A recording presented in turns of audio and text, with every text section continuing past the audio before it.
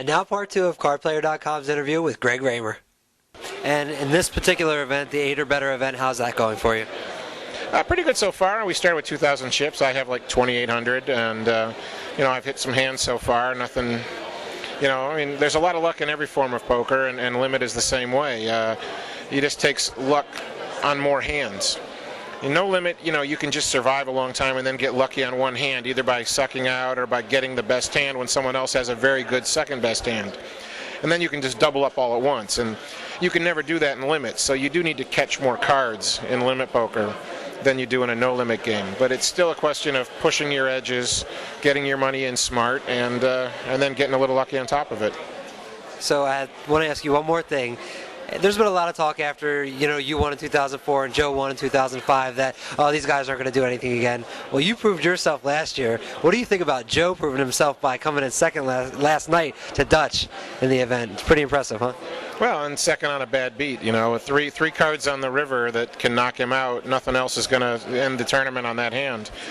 And if he wins that hand, he has the chip lead, and I predict he's 80% likely to beat Dutch, who would have gone on tilt if he had lost that hand. So. Obviously, Joe's a very, very good player. I already knew that.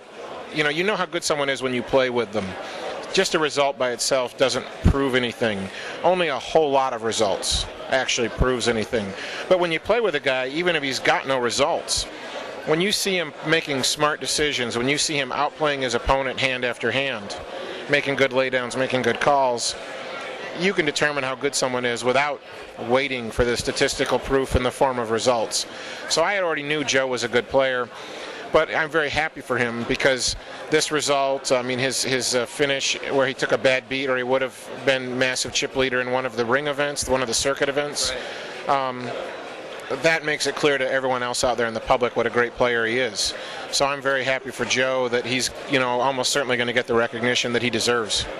Well, I couldn't be happier to follow 2 nicer guys, 2 better poker players all throughout the series and into the main event. Thanks for your time, Greg. I'm sure we'll be speaking many times this World Series. Well, I hope you're speaking to me before we start the final table of the main event. And I hope so, too. That would be the biggest feat in the history of poker, so I'd love to be able to report on that.